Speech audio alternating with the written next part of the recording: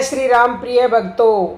हर पल हर समय निरंतर 24 घंटे नाम जप का इतना सरल, सुगम और अचूक तरीका यह स्वयं कृष्ण भगवान ने बताया है। आपको जानना ही चाहिए। सभी चाहते हैं कि निरंतर नाम जप हो। भगवान श्री कृष्ण ने अपने मुखारविंद से कहा है, नाम सुमरण के लिए अपने कर्तव्य कर्मों के त्याग की आवश्यकता नहीं है, बल्कि नाम का स्मरण श्वास द्वारा अव्यक्त भाव से निरंतर संभव है।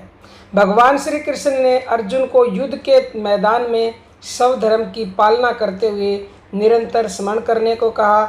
जो जीवन भर निरंतर नाम का स्मरण करता है वही परमात्मा की प्राप्ति करता है।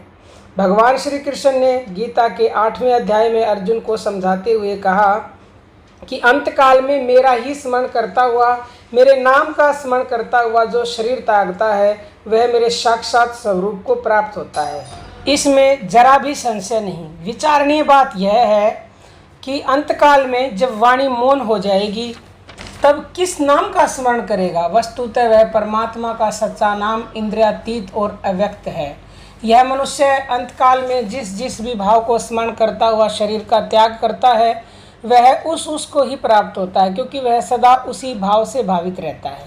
भगवान श्री कृष्ण के कथन अनुसार साधक अपने समस्त कर्तव्यों की पालना करते हुए निरंतर नाम स्मरण करे। वह नाम जिसका निरंतर स्मरण करना है वह इंद्रियों के द्वारा संभव नहीं है।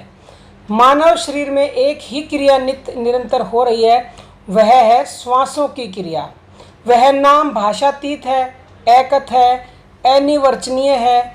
स्वयं भगवान ने आगे कहा है कि वह ओम से भी परे एक अक्षर ब्रह्म है, अव्यक्त अक्षर है। उस इंद्रियातीत नाम का स्मरण प्राण द्वारा संभव है। प्राणों की माला से उस सत्य नाम का निरंतर अजपा जप होता रहता है। श्री कृष्ण जी कहते हैं, अर्जुन तू सब समय में निरंतर मेरा स्मरण कर और युद्ध भी कर। इस प्रकार मुझ में अर्पण किए हुए मन बुद्धि से युक्त होकर तू निसंदेह मुझको ही प्राप्त होगा।